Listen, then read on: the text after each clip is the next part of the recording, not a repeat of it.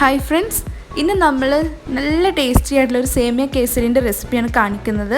ഒരു ക്രീമിന്റെ ടേസ്റ്റിൽ നമുക്ക് എങ്ങനെയാണ് ചെയ്തെടുക്കാൻ നോക്കാം. അപ്പോൾ അതിനു മുമ്പായിട്ട് റിനുസ്കിച്ചൻ എന്ന നമ്മുടെ യൂട്യൂബ് ചാനൽ സബ്സ്ക്രൈബ് ചെയ്യാത്തവർ ഒന്ന് സബ്സ്ക്രൈബ് ചെയ്യുക. തൊട്ടടുത്ത് കാണുന്ന ഒരു ബെൽ ബട്ടൺ ഉണ്ടാവും, അത് പ്രസ് ചെയ്ത് അതിൽ ഓൾ എന്നാക്കി കൊടുക്കുകയാണെങ്കിൽ ഞാനിടുന്ന എല്ലാ വീഡിയോസും നിങ്ങൾക്ക് കാണാൻ പറ്റുന്നതായിരിക്കും കേട്ടോ. അപ്പോൾ നമ്മുടെ ഈ കേസരി തയ്യാറാക്കാൻ വേണ്ടിയിട്ട് ഞാനിതാ ഒരു പാന് സ്റ്റൗവിൽ വെച്ചിട്ടുണ്ട്. ഫ്ലെയിം ഓൺ ചെയ്യുക, എന്നിട്ട് നല്ലപോലെ ചൂടാവട്ടെ. ഇതിലേക്ക് 3 ടേബിൾ സ്പൂൺ അളവിൽ നെയ്യ് ചേർത്ത് കൊടുക്കണം. നെയ്യ് ചേർക്കാൻ ഇഷ്ടമില്ലാത്തവർക്ക് ഓയിലും യൂസ് ചെയ്യാവുന്നതാണ്. പക്ഷേ ഇത് യഥാർത്ഥ ടേസ്റ്റ് കിട്ടുന്നത് നമ്മൾ നെയ്യ് ചേർത്ത് കൊടുക്കുമ്പോൾ തന്നെയാണ് കേട്ടോ. അപ്പോൾ അതാ നെയ്യ് ഇതിലേക്ക് ഇട്ട് കൊടുത്ത് നല്ലപോലെ ഇത് ചൂടാവട്ടെ. ഇനി ഇതിലേക്ക് 2 കപ്പ് അളവിൽ ഞാൻ സേമിയ ഇട്ട് കൊടുക്കുന്നുണ്ട്. ഇതിൻ്റെ കളറ് ഇത് വീറ്റ് സേമിയാണ് കേട്ടോ, അതാണ് ഇതിൻ്റെ കളർ. ഇങ്ങനെ വൈറ്റ് സേമിയ നമുക്കിതിന് വേണ്ടി യൂസ് ചെയ്യാവുന്നതാണ്. ഏതായാലും സേമിയ ഇതിലിട്ടിട്ട് ഇതൊന്ന് ജസ്റ്റ് ഒന്ന് റോസ്റ്റ് ചെയ്തെടുക്കണം. അപ്പോൾ ഫ്ലെയിം മീഡിയം ഫ്ലെയിമിലേക്ക് ആക്കിയിട്ട് വേണം ഇതൊന്ന് റോസ്റ്റ് ചെയ്തെടുക്കാൻ. ഇനി ഇതിലേക്ക് 1.5 കപ്പ് പാൽ ഒഴിച്ചു കൊടുക്കണം. അപ്പം നമ്മൾ 2 കപ്പ് സേമിയക്ക് 1.5 കപ്പ് പാലാണ് ഒഴിച്ചു കൊടുക്കുന്നത്. അതൊഴിച്ച് കൊടുത്തിട്ട് ഇതൊന്ന് ജസ്റ്റ് ഒന്ന് ഇളക്കിയെടുക്കാം. പിന്നെ ഇതിലേക്ക് ഒരു 1/4 കപ്പ് അളവിൽ വെള്ളം കൂടി ഒഴിച്ചു കൊടുക്കുന്നുണ്ട് കേട്ടോ. ഇത് നമ്മൾ പാലെടുത്തില്ല, ആ ഒരു കപ്പിൽ 1/4 ഭാഗം വെള്ളം കൂടി ഒഴിച്ച് കൊടുക്കുക. എന്നിട്ട് ഇതിലേക്ക് ഒരു നുള്ളു ഉപ്പിട്ട് കൊടുക്കുക. മീഡിയം ഫ്ലെയിമിലാക്കിയിട്ട് വേണം കേട്ടോ അതൊന്ന് ഈ പാലൊക്കെ ഒന്ന് വറ്റിച്ച് കുറുക്കിയെടുക്കാൻ. അപ്പോൾ അത് പെട്ടെന്ന് തന്നെ വെന്ത് കിട്ടും. 3-4 മിനിറ്റ് വരെ ഒന്ന് ജസ്റ്റ് ഒന്ന് വേവിച്ചെടുത്താൽ മാത്രം മതി. ഇതിലേക്ക് ഇനി 1/4 ടീസ്പൂൺ ഏലക്ക പൊടിച്ചതും കൂടെ ചേർത്ത് കൊടുക്കുന്നുണ്ട്. അതോടൊപ്പം തന്നെ മധുരത്തിനനുസരിച്ച് കണ്ടൻസ്ഡ് മിൽക്കാണ് ഞാൻ ഇതിലേക്ക് ഒഴിക്കുന്നത്. നമുക്ക് പഞ്ചസാരയും ശർക്കരയൊക്കെ ഇതിലേക്ക് യൂസ് ചെയ്യാവുന്നതാണ്. ഈ ഒരു ടിന്നിൻ്റെ 1/2 ഭാഗം കണ്ടൻസ്ഡ് മിൽക്ക് ഞാൻ ഈ ഒരു സേമിയയിലേക്ക് ഒഴിക്കുന്നു. മധുരം കൂടുതൽ വേണ്ടവർക്ക് കൂടുതൽ കണ്ടൻസ്ഡ് മിൽക്ക് ചേർത്ത് കൊടുക്കാം. അതിന് കുറവ് വേണ്ടവർക്ക് അതിനനുസരിച്ച് ചേർത്ത് കൊടുക്കാവുന്നതാണ് കേട്ടോ. ഞാൻ ഈ ടിന്നിൻ്റെ 1/2 ഭാഗം ഇതിലേക്ക് ഒഴിച്ചു കൊടുത്തിട്ടുണ്ട് കേട്ടോ. അപ്പോൾ ഇതെല്ലാം കൂടി നമുക്കൊന്ന് ഇളക്കിയെടുക്കുക. എന്നിട്ട് നമുക്കിത് മീഡിയം ഫ്ലെയിമിലാക്കിയിട്ട് ഇതൊന്ന് ഈ പാലൊക്കെ ഒന്ന് വറ്റിച്ച് കുറുക്കിയെടുക്കണം.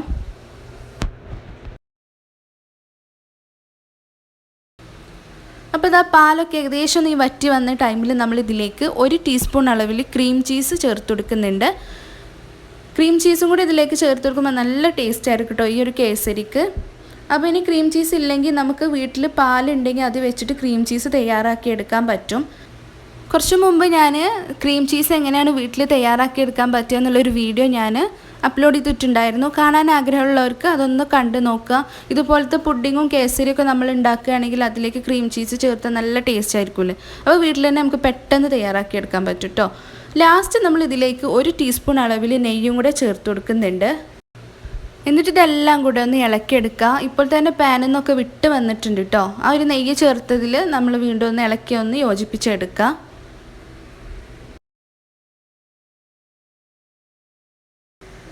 ഇതിപ്പോൾ പാനിൽ നിന്നൊക്കെ വിട്ട് വന്നിട്ടുണ്ട് കേട്ടോ. അപ്പോൾ അത് ഇത്രയും മതി, നമ്മുടെ കേസരി റെഡി ആയിട്ടുണ്ട്. ഇനി വേണ്ടത് ഫ്ലെയിം പെട്ടെന്ന് ഓഫ് ചെയ്ത് നമ്മൾ ഏത് പാത്രത്തിലേക്കാണ് ഇട്ട് കൊടുക്കുന്നത് അതിലേക്ക് പെട്ടെന്ന് തന്നെ ഇട്ട് കൊടുക്കുക എന്നുള്ളതാണ്. അപ്പോൾ അതാ ഞാനിവിടെ സ്റ്റീലിൻ്റെ പ്ലേറ്റിലേക്കാണ് കേട്ടോ ഇട്ട് കൊടുക്കുന്നത്. അതിന് മുമ്പായിട്ട് ഈ ഒരു പ്ലേറ്റിൽ കുറച്ച് നെയ്യ് ഒന്ന് തേച്ച് കൊടുക്കണം.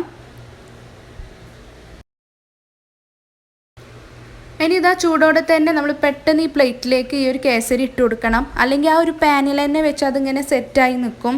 അപ്പോൾ നമ്മൾ ഫ്ലെയിം ഓഫാക്കിയ ആ ടൈമിൽ തന്നെ ഈ ഒരു പ്ലേറ്റിലേക്ക് നമ്മൾ കേസരി ഇട്ട് കൊടുക്കണം കേട്ടോ.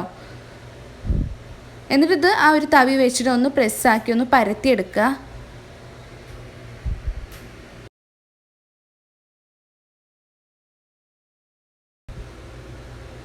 പിന്നെ അതാ ഞാനിവിടെ ഒരു സ്പൂണിൻ്റെ ബാക്കിൽ കുറച്ച് നെയ്യ് എടുത്തിട്ടുണ്ട്. അത് നമുക്ക് ഈ ഒരു കേസരിൻ്റെ മുകളിലായിട്ടൊന്ന് തേച്ച് കൊടുക്കുക. ആ ഒരു നെയ്യിൻ്റെ ടേസ്റ്റും കിട്ടാനും അതുപോലെ തന്നെ ഇതൊന്ന് ഒപ്പാക്കി എടുക്കാനും ഇങ്ങനെ ചെയ്യുന്നത് നല്ലതാണ് കേട്ടോ.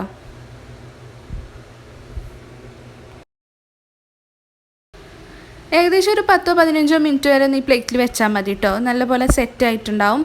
ഇനി തണുപ്പിക്കണം എന്നുണ്ടെങ്കിൽ അതൊന്ന് ഫ്രിഡ്ജിലേക്ക് മാറ്റി കൊടുത്തൊന്ന് തണുപ്പിച്ചെടുത്താലും മതി. പക്ഷെ ഇങ്ങനെ കഴിക്കുമ്പോഴും നല്ല ടേസ്റ്റ് തന്നെയാണ് കേട്ടോ.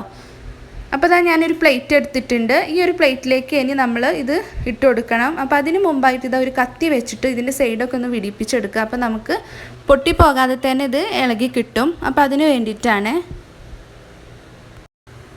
ഇനി ഇതാ പ്ലേറ്റ് ഒന്ന് മുകളിൽ വെച്ചിട്ട് ഒന്ന് തിരിച്ചിട്ട് കൊടുക്കുക. ജസ്റ്റ് ഒന്ന് ആ ഒരു പ്ലേറ്റിലൊന്ന് തട്ടി കൊടുക്കുക കേട്ടോ. അപ്പോൾ ഇതാ നമ്മുടെ സൂപ്പർ ടേസ്റ്റി ആയിട്ടുള്ളൊരു സേമിയ കേസരി റെഡി ആയിട്ടുണ്ട് കേട്ടോ.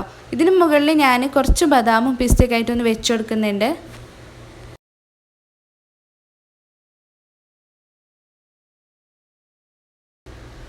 അതിൻ്റെ നടുവിലായിട്ട് ഇതാ ഞാൻ കുറച്ച് പിസ്ത ഒന്ന് പൊടിച്ചത് ഇട്ട് കൊടുക്കുന്നുണ്ട്. അപ്പോൾ ഇത്രയേ ഉള്ളൂ കേട്ടോ. നല്ല ടേസ്റ്റിയുള്ളൊരു സേമിയ കേസരിയാണിത്. എല്ലാവരും ഇതുപോലെ ഒന്ന് ട്രൈ ചെയ്ത് നോക്കുക. സേമിയ പായസമൊക്കെ കുടിക്കുമല്ലോ നമ്മൾ, അപ്പോൾ ഒന്ന് മാറ്റി പിടിച്ചൊന്ന് ഉണ്ടാക്കി നോക്കുക കേട്ടോ. ആ ഒരു ക്രീം ചീസും കൂടെ ഒന്ന് ആഡ് ചെയ്ത് ഇട്ട് ഉണ്ടാക്കി നോക്കുക. അപ്പോഴാണ് ആ ഒരു ക്രീമിൻ്റെയും ഒക്കെ നല്ല ടേസ്റ്റ് കിട്ടുന്നത്. നമുക്കിത് ഇഷ്ടമുള്ള രീതിയിൽ കട്ട് ചെയ്തെടുക്കുക. കേക്ക് കട്ട് ചെയ്തെടുക്കുന്ന പോലെയോ അല്ലെങ്കിൽ ചെറിയ പീസാക്കിയിട്ട് കട്ട് ചെയ്തെടുത്ത് കൊടുക്കാവുന്നതാണ്. കുട്ടികൾക്കും അതുപോലെ തന്നെ മധുരം ഇഷ്ടപ്പെടുന്നവർക്കൊക്കെ തീർച്ചയായും ഇഷ്ടപ്പെടുന്ന നല്ലൊരു ഐറ്റമാണ് കേട്ടോ.